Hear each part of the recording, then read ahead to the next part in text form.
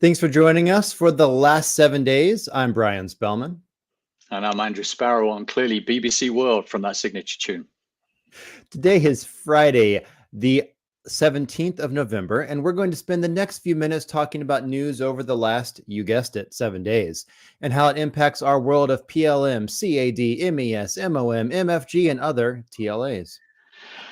We talk about automotive, high-tech, people, and culture, but first, let's get on into aerospace and defense. Ready?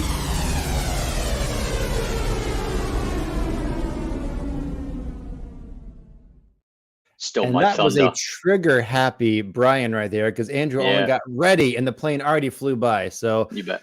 I'll let you finish your set go if you want. Set go. There we go. So Boeing partners with U.S. government to boost SAF development in APAC countries.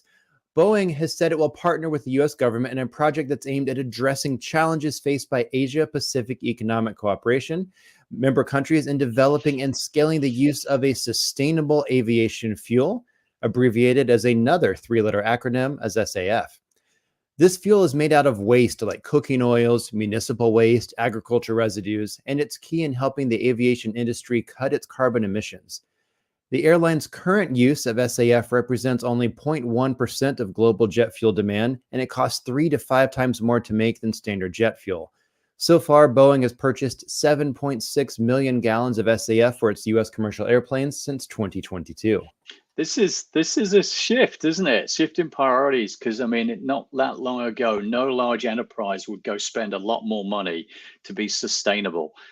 Interesting. I wonder if everybody's following suit. Yeah, they have apparently a net zero emissions goal here, and they're hoping that this partnership allows to create a cheaper way to manufacture the fuel. Got it. Alrighty. Meanwhile, Amazon's prototype Kuiper satellites operating successfully. So Amazon's 2 prototype satellites for its planned Kuiper internet network have been operating successfully in orbit, with the project on track to start launching operational satellites by mid-2024. Kuiper will compete against Starlink. Did you know that? Did you know they were out there? I did not know that until finding articles for this week. Exactly. So it's news. I must admit, I didn't really know either. So the U.S. Federal Communications Commission has required Amazon to deploy half of its more than 3,000 planned satellite constellations by 2026. Wow. 3,000 of them, 5,000 from Starlink. That is a busy use of space, Yeah. for one of a better movie statement I recall. 8,000 out there. So imagine debris, maintenance, trying to get past them on your way to Mars, all those kind of things. Really interesting. So last year, Amazon announced a bulk launch deal for 83 launches from various rocket companies, including Jeff Bezos's Blue Origin, ULA, and Europe's Ariane Space. The Boeing Lockheed joint venture United Launch Alliance, ULA, is set to loft the first several batches of Kuiper satellites aboard its Atlas V and the company's upcoming Vulcan rocket. We talked a couple weeks ago about the end of life for some of the SpaceX satellites with the fear of maybe they're going to fall on people's heads. Maybe they don't burn up all the way. What happens in that, life cycle once they have outlived their technology usefulness? Yep. And I wonder what Amazon's thought about that too. It'll be interesting to find out. I'm sure we'll find some news about that coming out soon. But speaking of taking off, Joby shows electric air taxis in New York, targeting a 2025 launch date. That's right. Electric air taxis could be transporting passengers from JFK Airport to downtown Manhattan by 2025 with quiet, emissions-free journeys that take around 7 minutes. They're saying this can recharge in about 5 minutes. Basically, while passengers are unloading and boarding, it'll recharge. The company aims to begin commercial passenger service in 2025 and is in the third of 5 stages of certification with the FAA. The cost of booking a trip is supposed to be about the same as a rideshare in a car. Oh, this is huge. That's huge. I mean, if I got 7 minutes from JFK to downtown, I'm paying the same price as an Uber rideshare. I mean, come on. Who isn't going to want to do that? Unless you're afraid of flying. I mean, everybody else is going to want to do it. So in a fraction of the time. So can't wait. I want it to come to LAX because right now, when I land in LAX, I walk 10 minutes to get to the Uber stand. So Yeah, it would be a game changer for LA. so when you get a JFK, you've already got home before I've even got to the Uber stand. So they need to fix that one. That's just another issue. But I have to say again, though, I'm a big fan of what Joby are doing. Can they build at scale? Can they manufacture this at scale? Because you've got a 7 minute journey, JFK to downtime for the price of an Uber. I mean, that's got to be at scale, that kind of operation. So they Yeah. need to fix their manufacturing execution, manufacturing operations management solution to move at scale. And dare I say it, when you're ready, guys, I'm first up. I'd love to help. This is fun. Yeah, and this seems like we have you mentioned manufacturing at scale. This keeps coming up over and over again, pretty much every time we talk about projects. And just Disruptors. today, we have Joby needing to do the air taxis at scale. We've got Amazon and, of course, Starlink with doing all these satellites at scale and launching. And even the idea of trying to find a way to manufacture this new standard jet fuel, or sorry, the new, better, more environmental friendly jet fuel in a Saf. way that makes sense at Yeah. scale. Yeah. So Yep. with all of this, there's a huge need for manufacturing, right? And I You guess bet. that's why Greg is joining us early. It's That's right. consistent for these disruptors, isn't it? They've got to Yeah. have that ability to get out of the dream and the perfectionism of engineering into the ability to manufacture at scale. Otherwise, it just remains a dream. Yeah. Hey, Greg. Hey guys, let's Hey, let Joby get through the rest of the FAA process before I'm ready to jump in. I know, Andrew, you're ready and willing, but I have a little bit of hesitation. The FAA has come under a little bit of hot water this year. If you guys have been paying attention, that they have hired an independent review team who's called for urgent action to prevent Right. some plane crashes and has made basically a series of recommendations after a number of close calls involving passenger jets, right? So there's a number of different problems that the report has highlighted: shortages of air traffic controllers, technology issues, outdated systems, dramatic funding needs. In August, we had a Southwest Airlines Boeing 737 and a Cessna came within 100 feet of each other, which 100 feet on the ground, is it feels a little further than 100 feet in the air. I feel like 100 Yeah, feet when in you're the doing air. a couple hundred miles an hour, I should say. Yeah. Exactly. Yeah, a little close. The report said basically the FAA's communication system has been outdated for years, and the agency can no longer get spare parts for many systems. It cited aging FAA air traffic control facilities, leaking Yeah. roofs, broken heating, air conditioning systems, and then old radar systems that have to be replaced eventually, and probably pretty soon at probably a cost of billions of dollars. But I know since January, the National Transportation Safety Board has opened 7 different investigations into near miss incidents, Wow. including some that could have been pretty catastrophic. We were talking about this as we came into COVID with Dassault and the aftermarket, the A&D aftermarket guys, and they were looking at kind of airport operations, air traffic control systems, even structures of these things. As you say, I mean, you got leaks going on, all this kind of scary stuff because we've got a pretty long-standing infra. The problem is you kind of lead the way on aerospace aviation many years ago, but it also means you've also got the oldest infra in place. So it's a huge amount to do. And I've got to say, from a product lifecycle perspective, simulating new structures, simulating new workflows and designs. I mean, it's all big stuff now. So a lot of investment needs to be made. Yeah, Greg, the news you've just said is making me feel like we might be safer just to stay on the ground.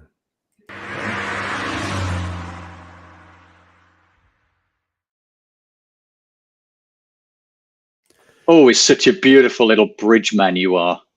I always try to find a good way to transition. That one, I like that one. I came up with that almost on the fly, you might say. Oh, yep. Okay, Perfect. go for it. GM reorganizes BrightDrop electrical vehicle unit. The electric commercial vehicle unit's reorganization is meant to make it less independent and to reduce cost. This unit launched in early 2021, and it will no longer operate separately from the parent company. When it was first launched, officials talked about BrightDrop as a startup within GM that had operational freedom. But now it's going to be fully integrated with GM, quote, so that our work is more efficient. GM says it still intends to build up production of the BrightDrop Zevo vans, which are expected to resume next year and will be supported by the launch of Ingersoll Plant's new battery module operations. This is really interesting because a lot of these kind of disruptive startups that are coming out from large enterprise, they do separate them out. So you've got that startup mentality and attitude, which gives it a lot of energy, let's be honest, and speed and not fear of failure and make a mistake, learn, get better. But the problem is equally is that you lose that economies of scale piece, don't you, as well? You also end up with kind of siloed operations over there. So clearly GM's seen that. Maybe this is a way to get that kind of economies of scale, dare I say, to build at scale. That's one thing that GM does incredibly well, but they've got a lot of challenges to integrate this. I hope they make it work because they've kind of got to get data sharing back in. They've got to get workflow integration back in. They've got to get systems compatibility back in. So, and that's never mind before you get to the kiss and cuddle stuff that Greg does. Yeah, the whole idea of bringing in, you've got these firms where you have different CAD programs, different PLM systems, all of these different things happening, and have to find a way to integrate those. So integration isn't just a click of a button. I mean, I've been involved in a lot of projects with smaller companies that have been purchased or assimilated by a larger one, and getting all of those things brought in there is a huge undertaking, not to mention, as you said, the people aspect. Yeah. And the UAW, United Auto Workers Union, just ratified their labor deal and solidified that with GM. I think the deal passed by 55%, which is not a huge margin. So 55% yes, 45% no. One of the things that included was record wage increases, 25% increase plus cost of living increases. So a number of different things that are hitting the bottom line. Voting at Ford and Stellantis still underway, but both are expected to pass probably by larger margins. GM has already, but we're seeing impacts, right? To your point, we're already seeing impacts here. GM has looked at its profit for the year and has already pulled plans for a $4 billion electric truck plant in Michigan. And so certainly going to be interesting to see this play out. Is this the last week you're going to mention the UAW strike? I promise. Last week, I will not bring another article. That doesn't mean somebody else may not, but we'll see. Yeah. Anyway, the deal is done. Big investment from a GM perspective. Anyway, you got it. Yeah. Talking of quick investment news, Aston Martin F1 Formula One team gets investment from private equity firm Arctos. The Aston Martin Formula One team said on Thursday it had agreed on an investment by the US private equity firm Arctos Partners in exchange for a minority shareholding. The stake sale, terms of which were not disclosed, values the racing group at £1 billion, 1.24 billion dollars. Pretty impressive. It is the wealthiest sport in the world.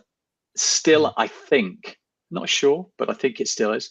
French car maker, also Renault, in June sold a 24% stake valued at 200 million euros in its F1 team Alpine Racing to an investor group which included Hollywood actors Ryan Reynolds and Rob McElhenney. And I'm feeling like a rookie. I can't even think who he is now. But anyways, that's you're right. That's an impressive amount of money involved in some of this fancy racing. Big bucks. Yeah. Wave is to scale deep learning for autonomous vehicles with Microsoft supercomputing technologies.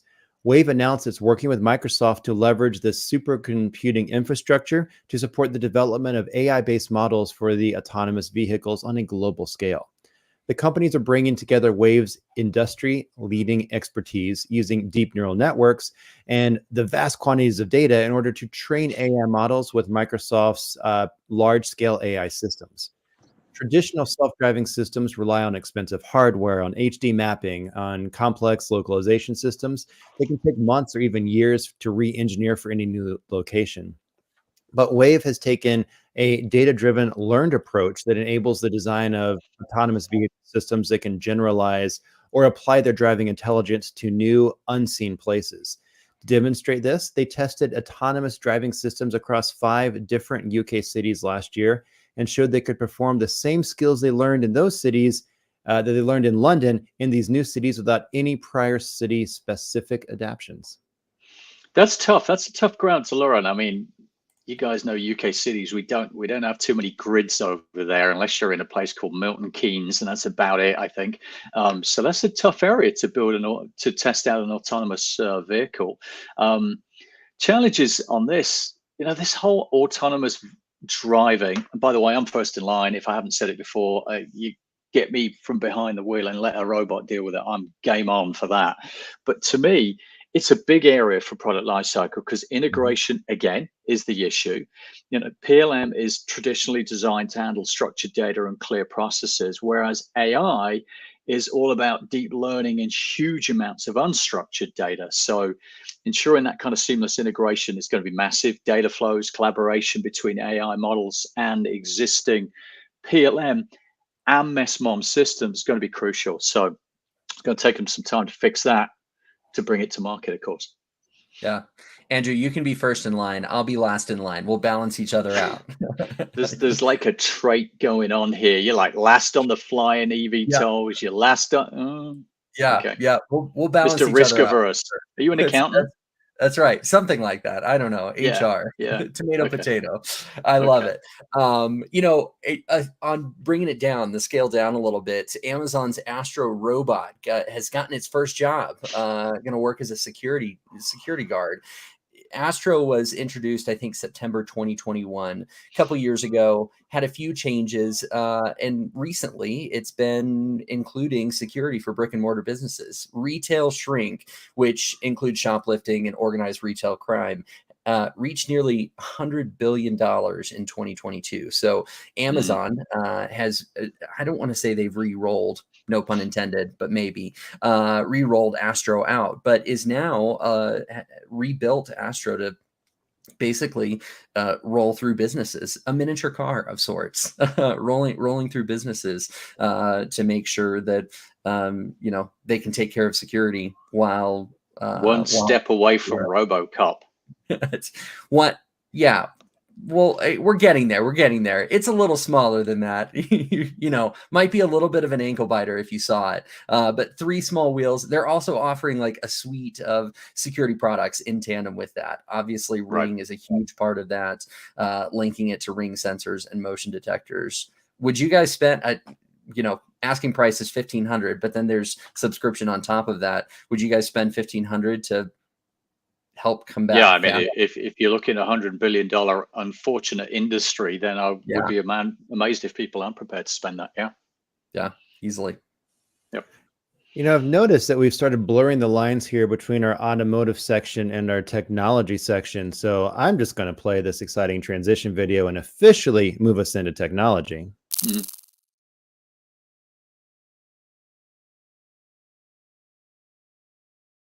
And while we're here in this whole technology section, I'd like to keep blurring those lines by talking about how apparently Amazon is now going to start selling cars online. So customers are going to be able to shop for, equip, and buy a Hyundai vehicle on Amazon and schedule the delivery through a local dealer. This agreement is an expansion of a deal announced 2 years ago to expand Hyundai's digital showroom and enabling customers they can configure the vehicle, calculate the price, locate a dealer, and do all of this just ordered on Amazon. Yeah. Makes sense. Makes sense. Love it. Although it is a... Sorry, Brian, what was that? I was going to say, speaking of technology, there was a glitch in the technology because that video is supposed to make something magical happen, which looks something like this.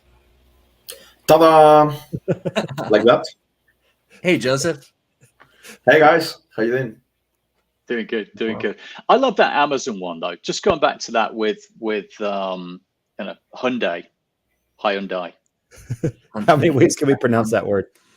Yeah, there's a number. It's this is, I got to say, for the last few years, I've been banging on about the integration of CRM CPQ with PLM. Why is CRM not better integrated into your product lifecycle management enterprise application? And there's a number of views, some of which are quite personal, that I've seen out there about certain CEOs getting with other CEOs, arguing in an elevator and never wanting to work together ever again. Maybe that had a bearing on it. I don't know.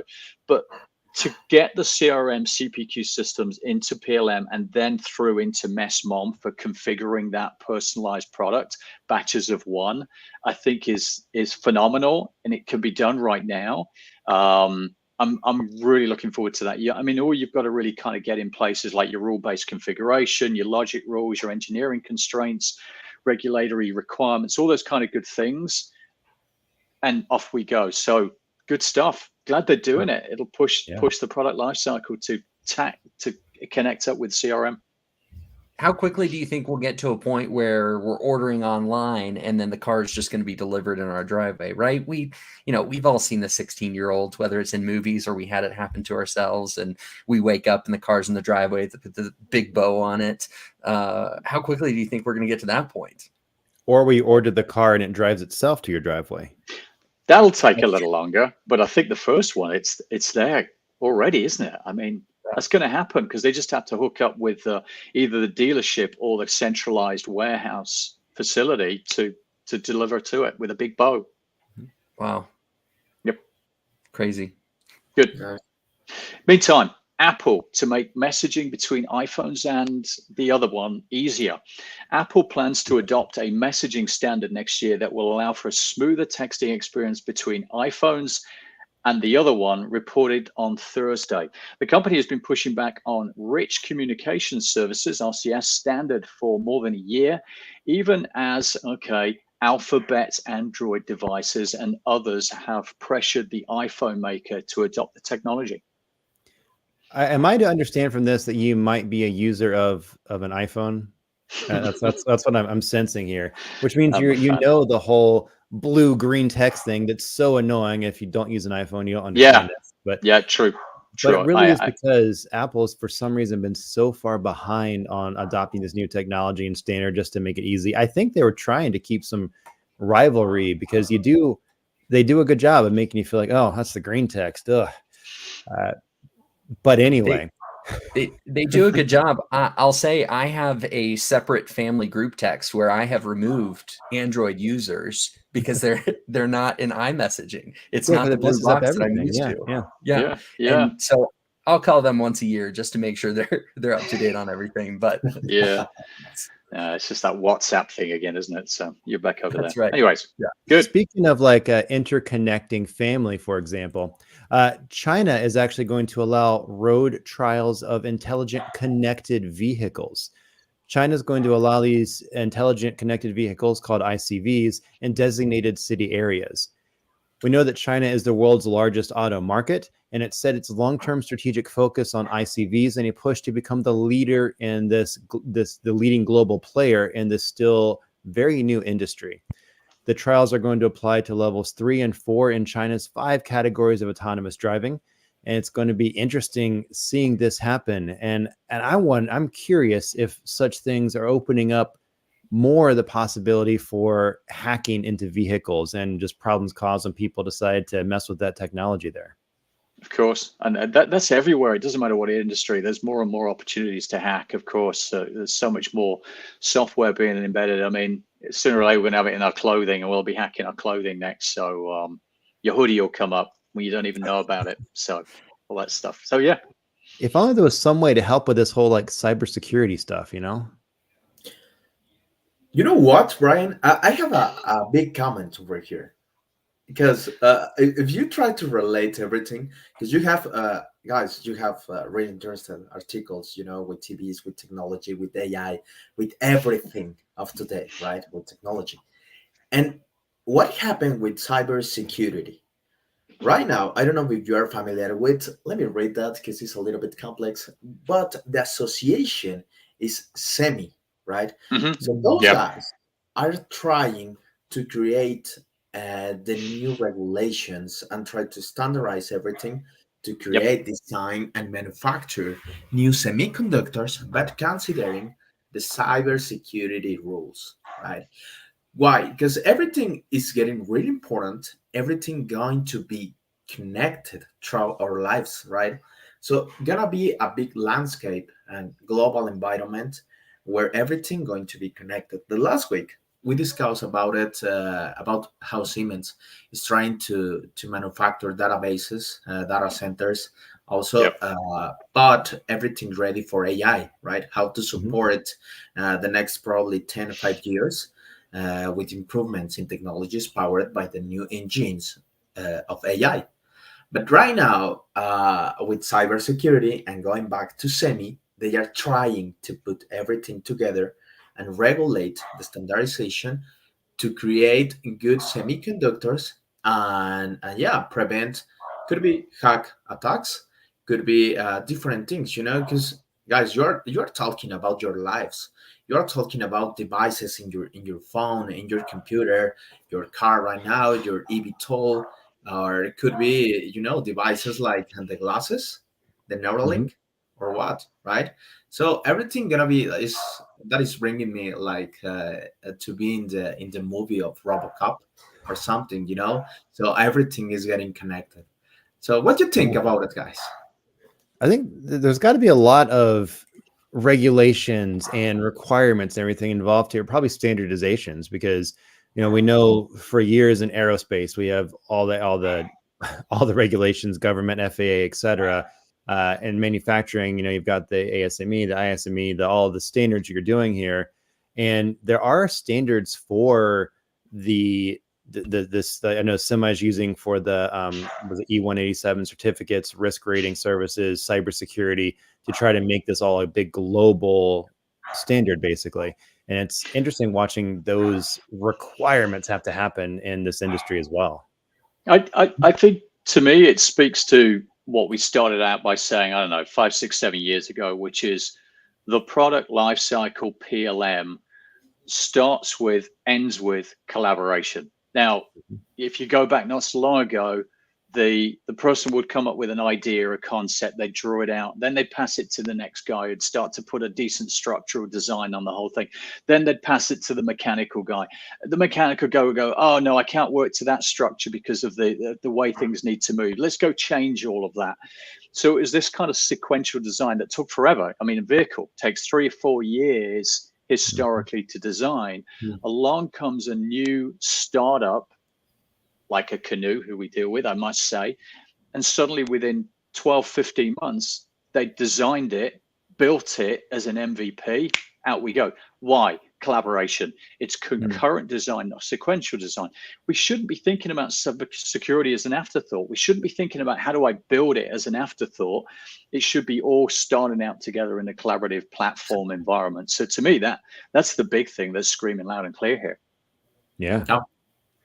And as factories are increasingly using these new technologies, they're going to become more vulnerable to these cyber threats. So not only are we going to need to hire security experts, cybersecurity experts, but we're also going to have to hire and upskill our current workforce for tech skills that are probably not even on their radar yet.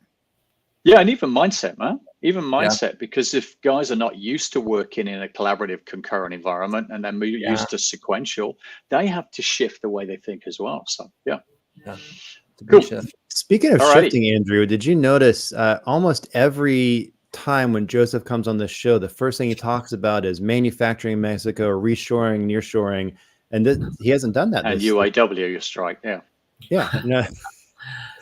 Guys, I won't miss, my article about reshoring, about manufacturing, and how is everything growing up over here. So right now, guys, you are very familiar with this because this product has decades, a lot of years in the market. So now it's about Lego. Lego is trying to put the biggest plant in the world for manufacturing in Nuevo León. Where is Monterrey? Right? Biggest plant for Lego or biggest plant in the world? Biggest for Lego. Plant, of Lego, of course. Of Lego, okay. In the world. Got it. Okay. So fantastic. In where is it again? Near Monterrey, because it's that place you just mentioned. Yeah, Monterrey. And Monterrey is the city, but Nuevo León is the state. So it's pretty close to capital. Just down the road from there. Lego, don't forget us. I'm thrilled for this move. I'm excited. I've been a Lego fan since I was small. I got a set for my son when he turned 4. I've been a Duplo fan since. A Duplo fan. Okay. Look at that. This is the way. That's nice. I love it. The biggest deterrent for me has been, I hear people complain about the price of milk and the price of gas. I don't hear enough complaining. Oh, BB-8, the best. I don't hear enough people complaining about the price of Lego. However, at the end of the day, I think we've all made some memories growing up, whether it's with Lego. We don't really talk about Duplo, but unless you're Andrew, but we've all made some memories growing up. So I'm excited for even this Christmas season. I'm negotiating between my dad and what he can get his grandson, and they can play together. And maybe I need to get in on that a little bit. I remember growing up, I would always get some new fancy Lego to put together every year at Christmas. And then, when I'm off in college, my dad would always put them together, and we hadn't done that for years. So one time I'm off in college, I come home, and for Christmas, I give my dad a Lego set, and we spend that afternoon putting together a Lego set. It was a fun kind of reversal of roles there, but it was super fun to have happen, which reminds me of these whole talks about, culture and people.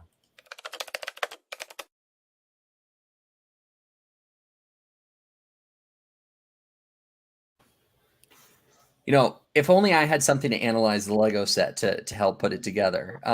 It's great. Folks are lining up for Elon Musk's brain implants. Neuralink they received it earlier this year, FDA approval for human trials. I know they have 11 surgeries planned for next year, 2024, but they're looking to expand to more than 22,000 a year by 2030. Okay, that's an Elon number, isn't it? Yeah. 20,000 2030 is more not like that far more off. like 2200 rather than 22,000, probably. That's But yeah. That's right. That's right. Yeah. Specifically, they're looking for people younger than 40 with limb paralysis. I think Oh, eventually, eventually, coupled with a spinal implant that Neuralink is also developing, looking to come out next year, right? Probably. The brain implant could help restore vision, hearing, and movement for patients who have lost those abilities. I think it's Wow. pretty exciting work what they're doing. But I will Is say it- with a caveat. Is it noticeable? Is it? I mean, obviously, it's got to go on the inside, touch the brain, of course. But is It it does. left also on the outside? Is it visible? Less than a cochlear implant, so it's slightly above. I think there's a slight wow. raise, but it's Phenomenal. not. It's definitely not extremely visible. So Yeah. probably something that that would be covered up by hair or something. Yeah. Yep. But You guys remember Or not, if you're Brian. Yeah. Carry on. there was a thank you, Andrew. There was a time in this world when I had hair. Also, there was a time in this world where everything we're talking about in this episode would be science fiction. I mean, yeah, flying cars, What? satellites in space to get us internet access, Yep. as our own 5,000 satellite constellations, implants Autonomous for the driving. brains. Yeah, Yep, this yep. is a crazy, You got it. and of course AI. I mean, AI is now no longer science fiction. yeah. So Neuralink employees have basically acknowledged that the trial and error in other Musk ventures like SpaceX early rockets that exploded cannot happen at Neuralink, which I'm glad I'm glad they're clarifying that. Neuralink's director of special projects said, "We can't blow up the first three. That's not an option here." So I'm glad they realize that that's not an option there. That's good. That's good. Good quality control. But they also called it Big F Neuralink as well, like the rocket. oh, maybe could be. Yeah. Who knows? Always love that. In other Musk news, Tesla earlier this week has threatened to sue Cybertruck resellers. So trying to prevent Cybertruck owners from reselling their rides to flip the car around for a profit. I kind of understand where they're coming from, but at the same time, the market's going to tell us what we need to do, right? So he's trying to sue guys who've purchased a Cybertruck to not sell it on. Is that right? Correct. Yeah, within 12 months. There's a provision that they were adding. Come on. The market within is the 12 months. market. Last time I looked, Elon was like the foremost capitalist, and suddenly he's trying to curb it. Isn't it? It was the same when you start as this capitalist as a small business, and then when you get big with a huge market share, suddenly you throw that out the window, and then you want all sorts of rules to protect yourself. There you go. Yeah. If found to be in breach of that provision, Tesla could sue for damages totaling either $50,000 or the value received for the sale, or even be able to step in and say, no, this is a sale. People have been buying their Jordans. Yeah, They've been buying their rare Porsche and then flipping them for years and years. Exactly. So now I can't believe he gets away with it. Is this something that folks are actually on board? Like, is there any feedback from this, or there was feedback to the extent that later this week, Tesla started walking back those legal threats. So Tesla had removed all language altogether from the order agreements. So I'm glad to hear that they're listening to that. I think Tesla seems to be a pretty open to feedback organization, and take that and are pretty adaptable with it, which is always good to see. Greg, I can't help but notice, but it's getting a little musky in here. Do you have any like non-Elon Musk related news for us? It's funny. I do. According to the U.S. Bureau of Labor Statistics, there are currently 623,000 open jobs in the manufacturing industry. Wow. Now, that is We little got lower 14 than of them. We've got 14 of them. That's right. And probably pretty those are the most important. Those are the most important ones in the entire industry. So those are the top 14 for sure. We've caught up a little bit from last year, where 1 million job openings were around, but Deloitte expects to see over 2 million by the end of the decade, which 2024 is right around the corner. 2030 is not too far off, right? So let's be clear: these jobs are no longer what we thought they used to be, which was all grime and grease and all that stuff. Yeah. These are changing manufacturing jobs. It's robot programming, it's robot maintenance, it's all these new jobs in manufacturing. So it's still sexy, or it's becoming sexy. Yeah. Oh, 100%. I mean, in the next couple of years, expectations are over 50% of the people in the workforce, in the manufacturing workforce and in any workforce, are going to have to be upskilled over the next couple of years just to keep doing the same job that they're doing now, let alone the jobs that we're looking to have people do in the next 10 years, right? I mean, we're sitting here talking about Neuralink and Joby, and there's a lot going on. So from a people perspective, it's making sure that one, you are every day making sure that you're looking for ways to improve and to learn and to grow, both professionally. And then also on the company side of things, they've got to make sure they've got ways set up so that they're currently upskilling their current workforce. So they're not getting a ton of turnover when it comes time to move forward. You know, can't manufacture at scale without a bunch of people to help with that. Exactly. Yeah. Good. I have a comment over here, guys, because the comment of Greg is really smart. I think how you can be updated in your job, you know, all the day in with AI, with everything. Because right now, I think probably you can be the expert or the smarter guy, and you can have all of these skills, you know, to keep your role or to apply for a new one and try to grow in your career, right? But for me, it's very probable that it's more important to know how to handle or use the new technologies, including the suites of software and using the different engines that you will have with the AI, right? Because if you know how to use the current tools, you're gonna try to create new answers or new results to try to innovate in the way to do the things right now. So I think for me, it could be more interesting in how to handle everything, how to create the new recipe to have different results, but with the current offer of suites of software. So just speaking to that, it was a couple of days back. I think IDC had a live show come out talking about 2024 CEO priorities, and one of them spoke to exactly that. They've said the whole AI wave that's coming in contains so much intellectual property that's central to them. The last thing that they're going to want to do is to third party it out and get them to start doing it. Instead, what CEOs are looking at now is low code, no code platforms, getting in-house people to skill up, to take on these new AI tools, to take on these platforms, to reprogram things, but to keep it in-house. So the skill upskilling piece is huge, really, really big. And that's going to be a major driver for 2024, yeah.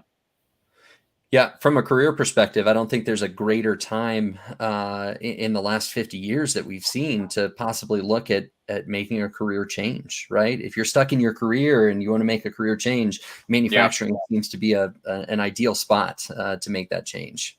Yeah, and all things connected with it. I totally agree.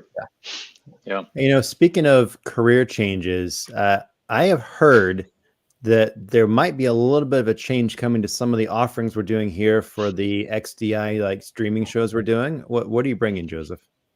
Oof, here is a hot one. Because we are preparing a new show, guys, for the Latin and Hispanic personas that we have. We have a huge community. You know, reshoring, nearshore is growing a lot. And I think the last week and this week, I met with somebody really expert in engineering research and development, and he's requiring for different suppliers and how to develop everything they need that they have, you know, for the company. And yeah, looks like we have a lot of tier 3 and tier 2, but these manufacturers won't go to the tier 1 and supply, you know, the OEMs until they have enough information on how to do that, how to manage digital twins, how to manage software suites, and how to do different things, you know, with the current information. So that is the idea. We are creating a podcast and live show, different videos. It's a new series, full Spanish, for the community that we have in Latin America, and also could be some other places in Europe, and why not in the US, right? It's growing a lot, Florida, Texas, and also California. California, yeah, you bet. Joseph, you said that show is going to be all in Spanish, right? full Spanish, probably some Spanglish right there, para ponerle un poquito de español, ya sabes, to put a little bit of Spanish.